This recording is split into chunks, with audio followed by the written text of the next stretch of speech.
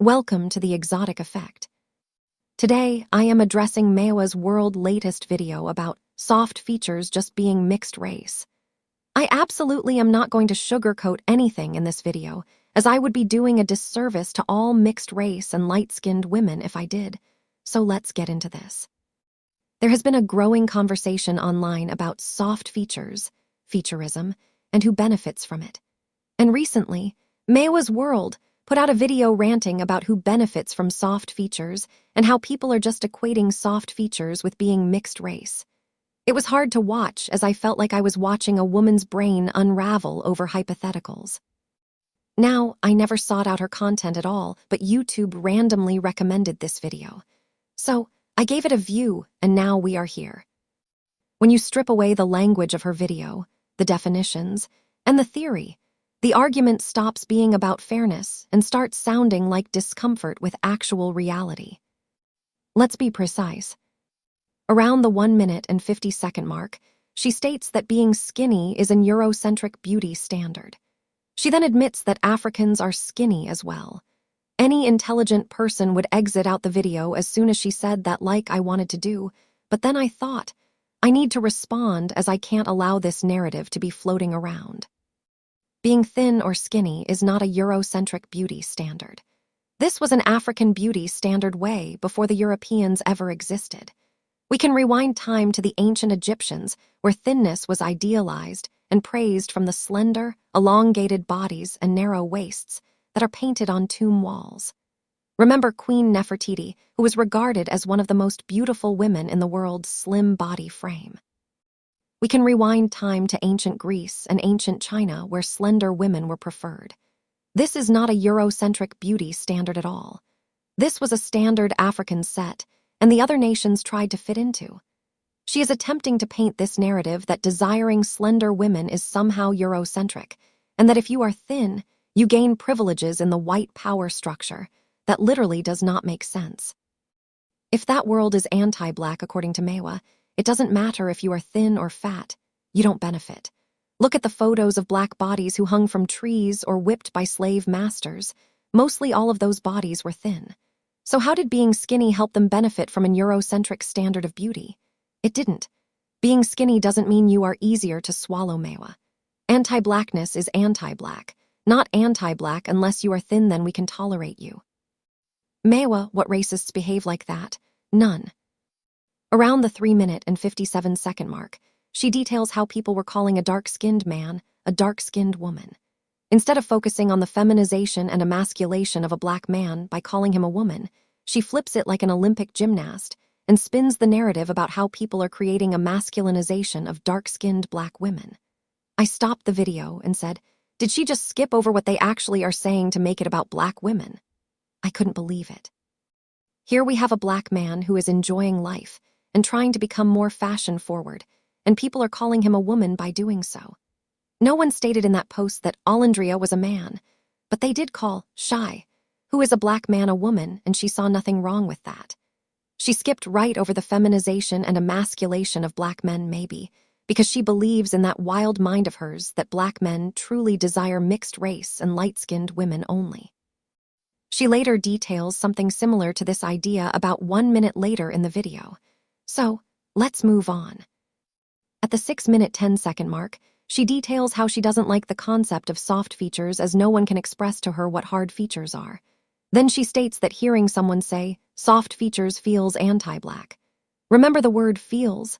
She feels that it is anti-black, not that she knows with factual evidence that it is racist or anti-black.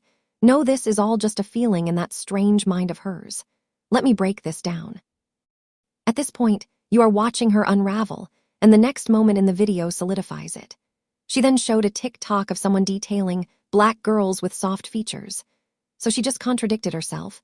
If the term soft features are anti-black, why would people post girls who they think have soft features, and there are black women or women mixed with black in that post? This is a clear contradiction.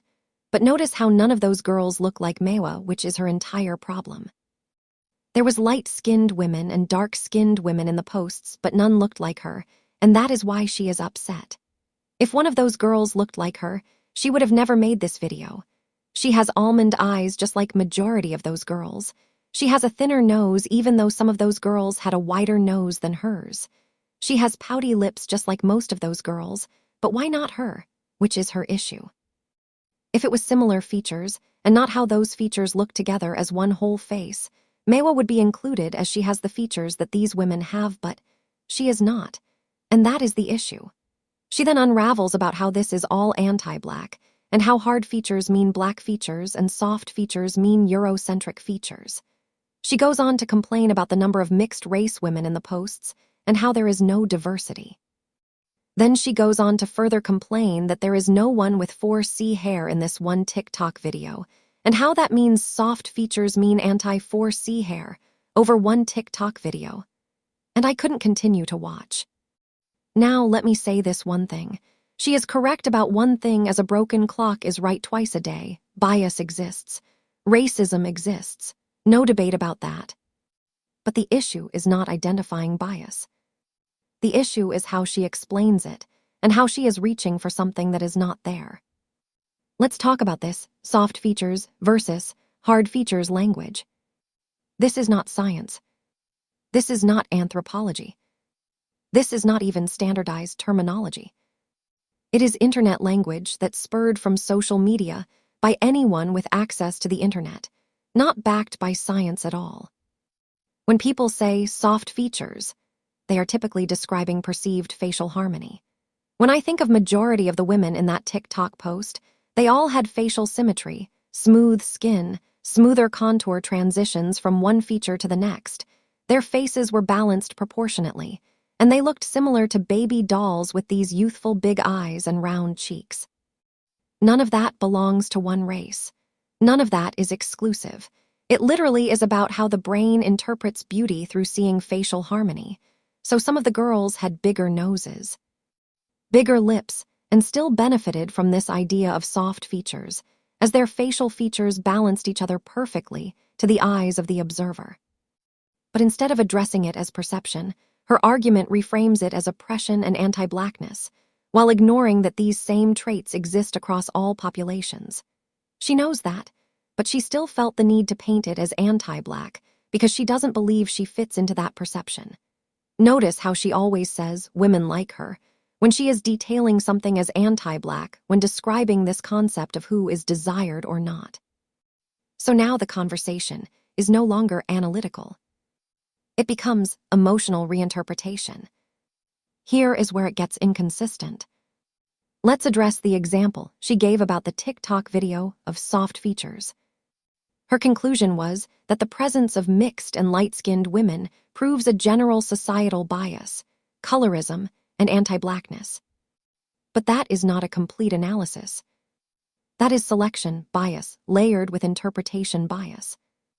A curated TikTok from one random person on the internet is not data.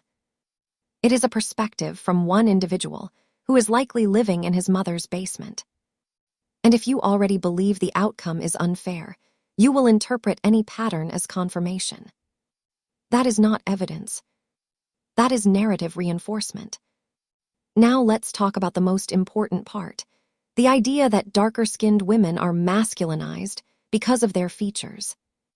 This is where the argument becomes dangerous, because it subtly shifts from society has bias to these features are perceived this way across the board. That distinction matters. Features do not carry masculinity. Many mixed-race and light-skinned women have been masculinized as well, and she will never admit it as it doesn't fit the narrative she wants pushed.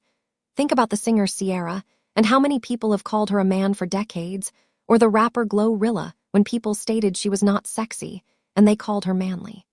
Think of Usher's current wife, who is mixed race. Most discussion boards have said that she looked like a man. Think of the singer Alicia Keys, who is mixed race, and who have always been labeled by people on social media as not feminine and manly. Think of the rapper Lil Mama, who has literally been called a man for years, as multiple people have joked that she looked like Bow Wow, who is a man. Yet Mayowa will never mention this. She acts like these conversations are not happening at all to mixed race and light-skinned women, and that is highly manipulative. Perception assigns masculinity, Not features and not skin tone. Perception. The deeper issue here is something people do not want to say out loud. When conversations like this happen, they often stop being about fairness and start becoming about comparison. Because once you introduce rankings, preferences, and attraction, people start asking, where do I fall? And instead of accepting variation, the response becomes, let's dismantle the scale entirely if I am not number one at the top. But attraction does not disappear because you are uncomfortable. There is also an underlying tone that cannot be ignored. The frustration in the video is not just about systems. It is about outcomes. Who gets chosen? Who gets highlighted? Who gets attention? You can't force someone to find you beautiful. You can't mention how white supremacy made me think that your face isn't all that. My two eyes looked at your face and thought, nah. Can white supremacist media try to influence us all to find something more or less attractive than the next? Possibly. But people are still attracted to what their eyes and brains interpret as beautiful. And if you fit that, great. If you don't, you can't rant your way into getting chosen, highlighted, and picked. Let's simplify everything into one clear framework. Biology creates variation. Society interprets that variation, and individuals form preferences based on both. When you confuse those layers, you start blaming traits for perceptions and perceptions for outcomes. And that leads to flawed conclusions. This conversation deserves accuracy, not distortion. You can acknowledge bias without distorting reality. You can critique systems without attacking mixed-race people. And you can have nuance without turning everything into a binary conflict. Because the moment the argument loses precision, it loses credibility. And after watching that video by Mayowa's World, she lost 100% credibility from me. If you like this deep analysis, let me know if I should do more. Please like, share, comment, and subscribe for more exotical content.